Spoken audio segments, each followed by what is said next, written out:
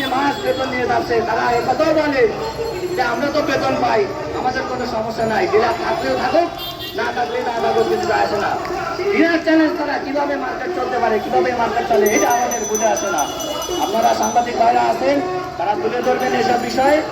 এই মুহূর্তে আমি আমার বক্তব্য এখানে শেষ করছি। আসসালামু আলাইকুম ওয়া রাহমাতুল্লাহ। গভর্নমেন্ট দিয়েছে 21 সাল পর্যন্ত দিয়ে গেছে, কিন্তু বর্তমান অবস্থায় তারা এখন কোনো কিছু দিতে রাজি না। কেন জানি না, কোথায় তাদের সমস্যা এটাও আমাদেরকে ক্লিয়ার করে না।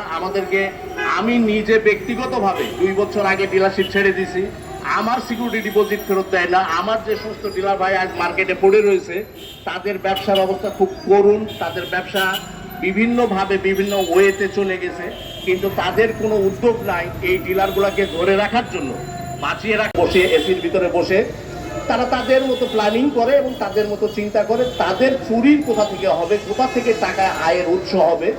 এদের যদি চুরির আয়ের উৎসের কথা যদি বলতে যান, সেটা আপনারা ভালোভাবে জানেন। তবে আমার কাছে বেশ কিছু তথ্যপত্র আছে, সেটা যদি বলেন কেমন।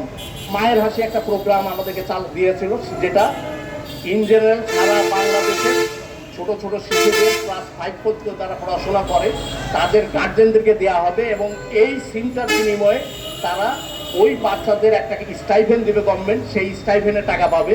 যে কারণে ওই সিম দেওয়ার পরে সেই সিমটা খুব যত্ন সহকারে রেখে দিয়েছে। আপনি যদি প্রতিটা বাড়ি যান এখনো পাবেন, কিন্তু নেট নাই, তারা চালাইতে পারে না।